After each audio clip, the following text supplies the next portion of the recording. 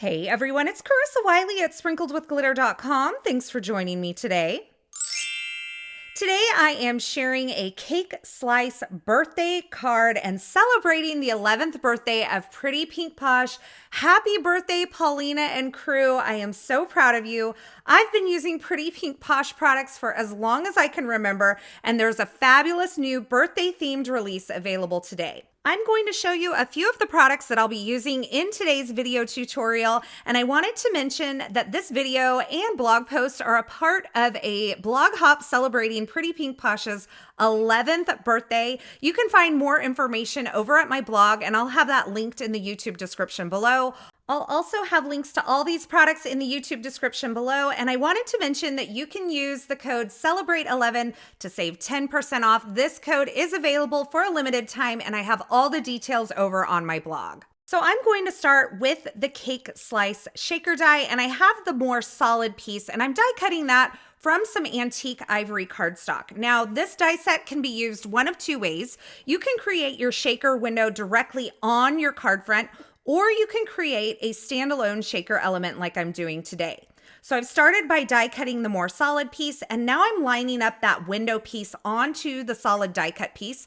I'm also die cutting a second solid cake slice image to act as my shaker backer. You're gonna see once I've run this through my die cut machine, I now have 3 individual shaker windows on my cake slice. You could also use this die to create a window cake slice and die cut the windows directly onto your card front for a little bit different look, but we're creating a standalone version here.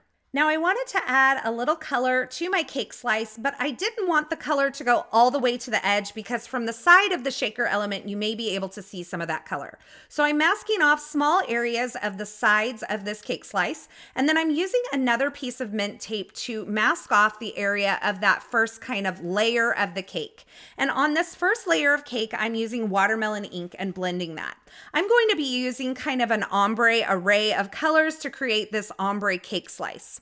Now, once I've blended that first portion, I'm going to move my masking tape down and bring in a second piece of masking tape so that I can isolate the center layer of my cake slice. And on this slice, I am blending pink lemonade ink. It's like a true pink ink. And then I can remove my masking tape again, move it down, and then isolate that final portion of my cake layers. And for this layer, I'm using Nectar ink. Now, had I thought about this, I probably would have masked off the very tiniest portion at the bottom of this backer that I'm creating, but I didn't think of it. It didn't end up being a big deal in the end, but you can see I have my beautiful ombre cake layers there. Now I have a piece of acetate and I'm just doing a rough cut around the edge of this cake slice to create an acetate piece that will hold all of my shaker bits in. And before I create the actual shaker portion on this card, I'm going to die cut the candle that's included in the cake slice die set. I'm die cutting the actual body of the candle from a Tide Pool cardstock, and then I die cut the flame from white cardstock, and we're gonna add some shimmer with a glimmer pin here in just a moment. I am using my craft knife to cut a little slit in the top of this cake slice so that the candle looks like it's actually going through the top of the cake. I'll slide that candle right into the slice, and then I'll add a little bit of liquid glue at the back to hold it in place. Now, once I have that adhered into place, I am going to add some color to the flame, and then I can adhere that to the top of the candle. I've just brought in a scrap of this white cardstock, and my little flame die cut piece is right on top of that, and I'm using like a gold shimmer pin to add some color to this. Now, you could die cut this out of some yellow cardstock or some glitter cardstock, or you can add color with a marker or a pen like I'm doing here. There's really a lot of options for adding color to this die cut, and it just depends. I had white cardstock there on hand, so I thought white was the easiest way to go about this. Now, I really wanted to add some glitter and shimmer and shine just to the edge of this cake slice. So I have some solar paste from Simon Hurley Create and Ranger Ink, and it's in the color Cross My Heart. And it's kind of like a non-colored paste, but it's got some iridescence in it. So when you tilt it in the light, it's going to shine a little bit pink. And I'm just applying a little bit of that to that left edge of my cake slice. And you can kind of see it shining there in the light. Now, I also wanted to add some glitter. So I'm grabbing an old favorite. This is Stickles glitter glue. And I'm adding just a line of that glitter glue to that left edge and kind of spreading it out just a bit with my finger. And now you can see I have some fun shimmer and shine on the left edge of my cake slice. I do recommend doing all of these steps before you put your shaker together. It just makes everything a little bit easier. So now that I have my cake slice embellished and all shiny and sparkly, I'm going to add some liquid glue to the really thin parts, and then I have some double-sided tape in the other areas so that I can add my acetate backer to the front of this shaker. So I'm using a mixture of a double-sided tape and a liquid glue. Just keep in mind, you want to be very sparing with this liquid glue to make sure that it doesn't squish out from those areas and get on the front of your acetate. It just keeps it cleaner looking.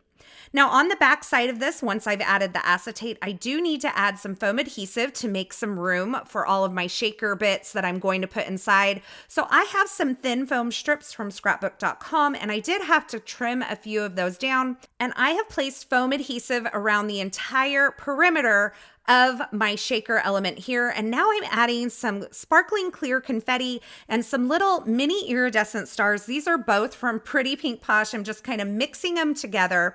And once I have my shaker bits in place, I'm going to remove the backer from the foam adhesive, and I'm going to position the cardstock backer that I created with the ink blending right over the top of that foam adhesive and press it into place. And this creates a standalone shaker element that you can then put this on a card or a tag, or you can even use this as some gift decor, which I think is really fun. You could just clip this to the top of a gift bag. But since I'm creating a card today, I'm going to go ahead and move on and create some other elements. So I'm starting by die cutting a sentiment. I stamped and heat embossed this in white embossing powder onto vellum. And this is from the Alphabet Candles Stamp and Coordinating Die Set. And then I grabbed one of the small Scallop flag tag dies, and I'm die cutting it from some ivory cardstock and some watermelon cardstock. I'm going to go back and change this watermelon cardstock in just a bit, but I'm kind of getting my groove here. You can see I had created a background using the layered Garland stencils that was ink blended, but I decided it was a little too much. So I decided to emboss with my stencil, and in order to do this on the Empress die cutting machine, you can see I have my clear A plate, and then I have the silicone mat that comes with it, along with my cardstock and my stencil. I added my metal shim and my second A plate, and I ran that through my Empress die cutting machine, and you can see now I have that embossed or raised area on this beautiful Seaside cardstock. Now I felt like the watermelon cardstock was a little harsh, so I die cut that scallop flag tag from some white cardstock, and I'm blending on some watermelon ink instead. It gives me the same color palette, but it creates a little bit of a softer look.